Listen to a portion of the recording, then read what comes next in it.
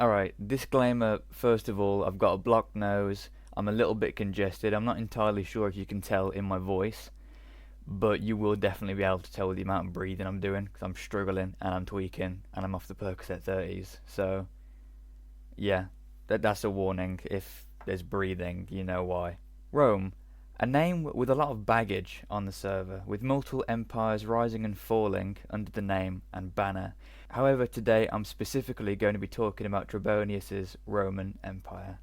On the 27th of December 2024, Leptis Magna was created. On the same day, the Roman Empire was formed. Little did everyone know that this small North African nation aspiring to be Rome would eventually come very close to doing so. Chapter 1. The Beginning. During the initial build-up period before any of the conquests or even core citizens joining, progress was slow. The population was gradually increasing and a senate building was under construction. However, this building would never go on to be finished. The first conquest of Rome was supposed to be a settlement located in North Africa. Emperor Trebonius and Teilestrus scouted it out on horseback to prepare for the invasion. However, the town fell before any formal declaration could be made. Instead, Rome decided to settle for the town of Tunisia. After a while of steady growth, Rome was formally invited by Nespo to the Ruinai alliance, which at the time was a leading power. Both Emperor Nespo of Silesia and King Gix of Piarmia made the suggestion for the Frankish Republic to merge into Rome.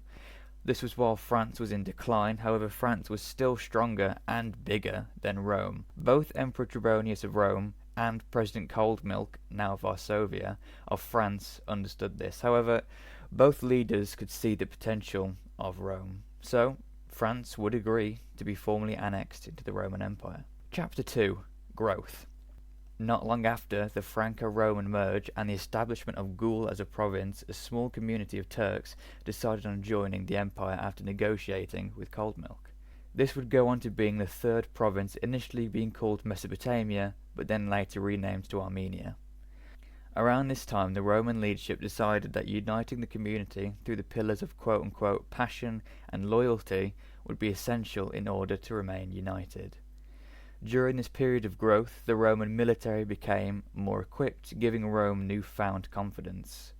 The Romans considered the empire's rivals of Ethiopia and Meaty to be in decline, which further fueled Roman confidence. So, the Roman army was ordered to strike and annex the town of Constantinople.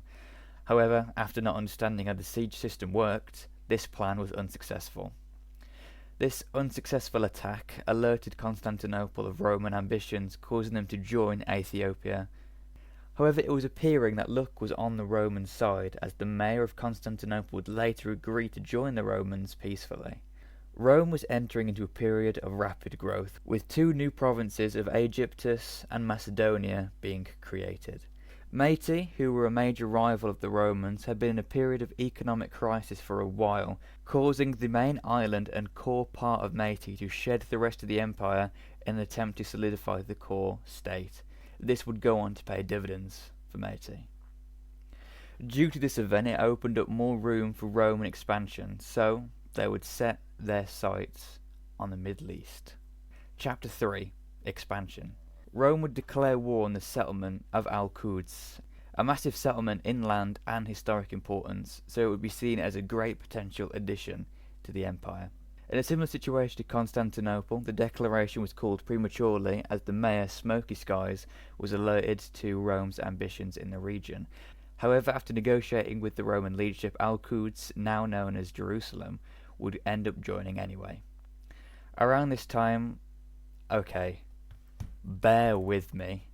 Around this time, the Rinnovati Imperi Romanum, a nationalistic organisation, was formed with the support from the emperor, with the purpose of hyping up the community and cementing Roman nationalism within the empire. Chapter 4. Tension. The Democratic Republic of Switzerland, led by Groggy Duke, was an up-and-coming expansionist power, one Rome was wary of and kept an eye on. However, when a member of Switzerland joined the Roman capital and then proceeded to grief and plunder the city, leaving flags of Switzerland behind, tensions reached the boiling point. Citizens across the Roman Empire became enraged, and the Roman leadership began planning a full-scale invasion of the Democratic Republic. However, war would never materialise, as the Democratic Republic of Switzerland would merge into Silesia. It was a toss-up whether Rome or Switzerland were stronger than the other. However, it was not a question that Silesia was far more powerful than Rome. Chapter 5. The Dark Days of Rome.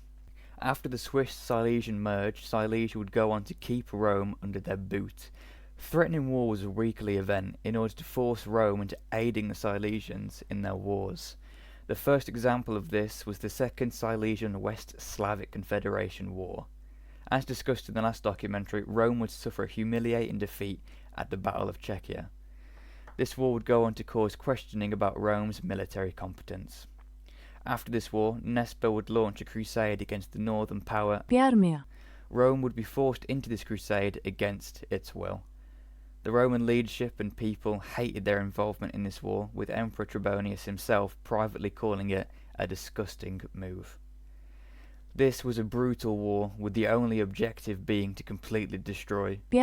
By the next day, the nation collapsed and fell to dust.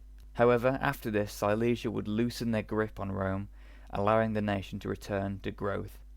Chapter 6. Return to the norm.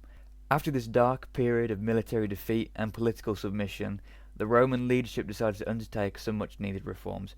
The military was beginning to take shape, the Senate took on a more important role, morale was at an all-time high, new provinces were being created, old ones were being expanded, the weapons stockpile was growing, and the economy was also steadily growing. In the following weeks, these towns would end up joining.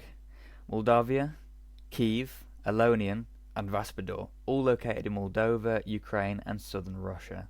The Roman East was being established and developed, soon becoming one of the richest regions of the empire. Further growth would happen as the very important and historic town of Yugoslavia joined as well. Chapter 7. Italian Conquest. During this golden age of Rome, a growing idea was taking shape. The Italian peninsula, completely controlled by Romania, should be invaded and completely conquered. Citizens and corps members got on board with this idea, and the Roman leadership even began making serious preparations for full-on war. However, the ambitions of war were leaked, and the Romanian leadership caught on and denounced Rome publicly. Tensions exploded as it looked like both nations were moving towards war. With open threats and public preparations, it seemed war was all but certain to happen. However, Emperor Trebonius would eventually decide that Italy was now too prepared for war, and the swift invasion he planned would no longer be possible. With Rome now being by far the most populous nation, with 150 members and a well-equipped military, Trebonius would settle on gaining Italy later on. Through political pressure, Romania would split up and splinter. The southernmost town on the Italian peninsula would end up joining Rome, giving Rome a solid foothold on the peninsula. Chapter 8. Decline. The collapse of Rome gave room to the independence of Ukraine, now known as Asharia, who are a major player in Europe, the rise of the Phoenician Empire, who were the economic hegemon of the Mediterranean Sea, and the rise of the Roman Kingdom, a stable and large nation spanning Italy, France, and Romania. So, from a random North African nation claiming to be Rome, to becoming a large power and a major player, to becoming a Silesian vassal state, to becoming the hegemon of Europe, to eventual decline to dust. The story of Trebs' Roman Empire is truly a roller coaster, and a story I felt I had to cover. Thank you for watching. I've been your host TC Gamings, and a special thank you to Rake for editing this video.